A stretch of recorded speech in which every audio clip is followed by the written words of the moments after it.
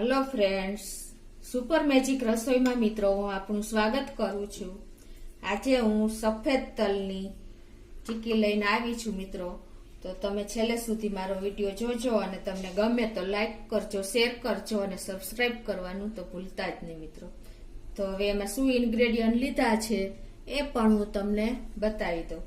એમાં મેં પોણો કપ સફેદ તલ લીધા છે, 1.5 કપ ખાંડ લીધી છે અને ચમચી જેવું ઘી જોશે મિત્રો। તો હવે આપણે બનાવવાનું ચાલુ કરીએ। ફ્રેન્ડ્સ, આ ચીક્કી આપણે નથી પાયો કરવાની જરૂર કે નથી વણવાની ઝંઝટ, કોઈ પણ જાતની ઝંઝટ વગર એકદમ સરળ રીતે આપણે આ ચીક્કી કોઈ પણ બિગનર્સ પણ કે બનાવી શકશે। તો એ આપણે બનાવવાની ચાલુ કરીએ। એના માટે હું ગેસ ઓન કરું છું અને પહેલા આપણે આ જે તલ લીધા છે પોણો કપ, એને આપણે 1 થી 2 મિનિટ શેકી લેશું। કલર સેજ અમથો ચેન્જ બહુ નથી કરવાનો, એ રીતે।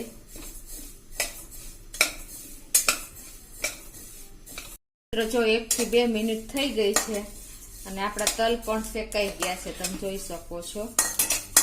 આ રીતે આપણે એને શેકીને બીજી પ્લેટમાં લઈ લેવાના છે, એટલે એનો કલર ચેન્જ ન થાય, નહીતર આમાં રાખી તો આપણો તલ દાજી જશે અને કડવો ટેસ્ટ આવશે।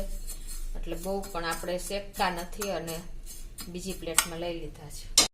હવે આપણે આ જ પેનમાં આપણે જે 1.5 કપ જેટલી ખાંડ લીધી છે, દળેલી છે, તમે આખી પણ લઈ શકો છો। એને આપણે એકદમ સ્લો ફ્લેમ રાખવાની છે અને એને આ રીતે આમ પોળી કરી દેવાની પેનમાં કે જે તમે વાસણ લીધું હોય એમાં, અને એની મેળાઈ એને આ રીતે આપણે એને મેલ્ટ એટલે કે ઓગળવા દેવાની છે। આ ચીક્કી મિત્રો એકદમ બેચલર હોય કે બિગનર્સ હોય, આમાં કોઈ જાતની ઝંઝટ આવતી નથી, કોઈ ટેન્શન રહેતું નથી, કોઈ ઉતાવળ કરવાની નથી, આપણે નથી વણવાની। તો તમે છેલ્લે સુધી જોજો, હું તમને ટ્રીક અને ટિપ્સ સાથે જ આ વિડીયો બતાવીશ મિત્રો। અને આ એકદમ સરસ ટેસ્ટી અને શાઇનિંગ આવે છે મિત્રો। તો જો મિત્રો, આ રીતે આપણે એકદમ ફ્લેમ તો સ્લો જ રાખવાની છે અને આ રીતે તમારે હલાવતા જવાનું છે, એટલે એની કોઈ પણ કાંઈ નાખ્યા વગર આપણે આને ઓગળવાની, ખાંડ ઓગાળવાની છે। આ રીતે થોડોક ટાઈમ લાગશે તો બીવાની કઈ જરૂર નથી મિત્રો। તમને એમ થશે કે આ તો ઓગળતી નથી ને કઈ થતું નથી, પણ એને થોડોક ટાઈમ લાગે છે। તો મિત્રો, તમે જોઈ શકો છો કે જો આપણી ખાંડ ધીમે ધીમે ઓગળવા લાગી છે અને તમને આ જે કણી દેખાય છે ને, એ બધી કણી ધીમે ધીમે મેલ્ટ થઈ જશે, એટલે કોઈ ડર રાખવાની જરૂર નથી, પણ તમારે કન્ટિન્યુ એને આ રીતે ફેરવતી રહેવાની છે, એટલે બહુ ટાઈમ ન લાગે। તો મિત્રો, જો આ રીતે આપણી કણી પણ ઓગળવા લાગી છે બધી, એટલે આ રીતે તમારે ગેસની ફ્લેમ સ્લો રાખીને સતત હલાવતું જ રહેવાનું છે। સાવ મેલ્ટ થઈ જાય ને, કલર નથી ચેન્જ બહુ કરવાનો।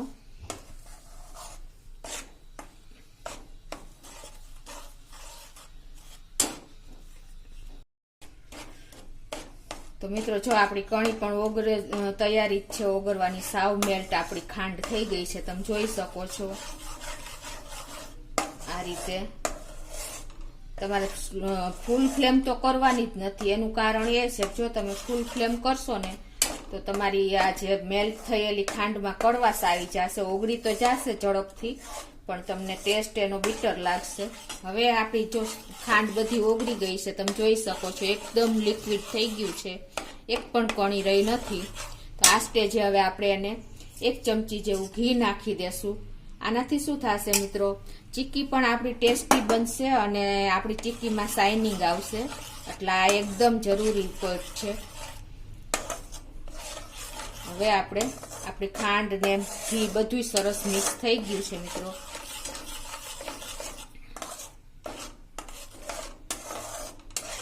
હવે આપણે આ જે તલ શેકા છે ને, એ તલ આપણે એડ કરી દેશું આ રીતે, અને હલાવતા જશું।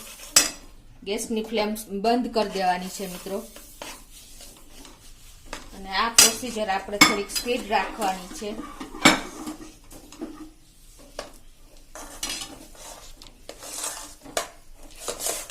એકદમ સરસ બધું મિક્સ કરી લેવાનું છે. હવે એને આપણે આ જે ઘી લગાવેલી પ્લેટ મેં તૈયાર કરીને જ રાખીશ મિત્રો. આપણે તૈયાર જ કરી લેવાની. એનું કારણ એ છે કે પછી આપણે ટાઈમ નહીં રહે. તો હવે એને આપણે આ રીતે પ્લેટમાં ઢાળી દેશું.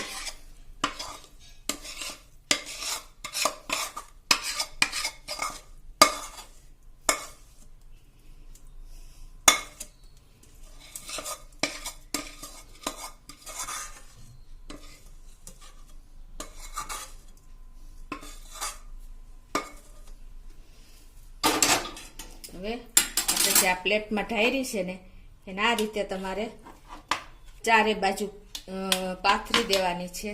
તમે જોઈ શકો છો આ રીતે ધીમે ધીમે બધી બાજુ આવી જશે તમારી ચીક્કી.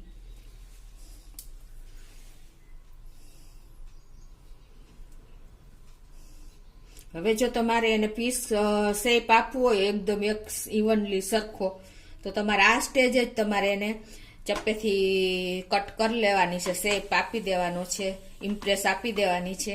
એટલે તમારે જોઈતા શેપમાં સરસ આવી જશે. પણ હું અત્યારે શેપ નથી આપતી મિત્રો. આ રીતે ઠંડી થવા દઉં છું. હવે આને આપણે કમસે કમ અડધો કલાક ઠંડી થવા દેવી પડશે મિત્રો.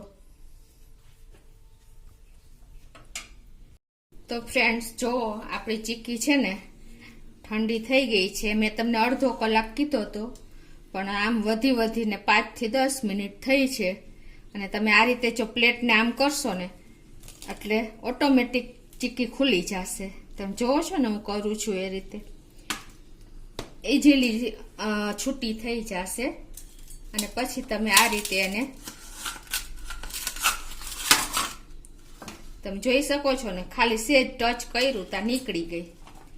આ રીતે તમે આ ચીક્કીને ડીશમાં ઢાળીને તૈયાર કરી શકો છો. અને જો તમારે પીસ કરવા હોય, શેપ આપવો હોય, કટકા કરવા હોય તો તમે મેં કીધું એમ ઢીલી હોય ત્યારે જ તમારે ચપ્પાથી કટકા કરી લેવાના મિત્રો. અને આ રીતે તમે નહીતર અનશેપ એટલે કે તમે ખાવાનું કામ છે ને, આપણે પીસનું શું કામ છે મિત્રો. તમે જોઈ શકો છો કેટલી શાઇનિંગ આવી છે અને કેવો સરસ આપણે કોઈ પણ જાતની ઝંઝટ વગર, કાંઈ પણ શેપ આપ્યા વગર કે પાયો લીધા વગર ઇઝીલી ચીક્કી આપણી તૈયાર થઈ ગઈ છે. અને પતલી પણ થઈ છે. તમે જોઈ શકો છો એકદમ ઇવનલી શેપ આવી ગયો છે આખા રોટલાનો. તો મિત્રો આપણી ચીક્કી રેડી છે, તમે જોઈ શકો છો. તો હવે એને આપણે આ રીતે અનઇવનલી કટકા પણ જો ઇઝીલી થઈ જાય છે. આ રીતે તમે શેપ આપી શકો છો. શેપ આપવાની કોઈ જરૂર જ નથી. આપણો ચીક્કી એકદમ સરસ તૈયાર થઈ ગઈ છે મિત્રો. તમને મારો વિડીયો ગમે તો લાઈક કરજો, શેર કરજો અને સબસ્ક્રાઈબ કરવાનું ભૂલતા નહીં.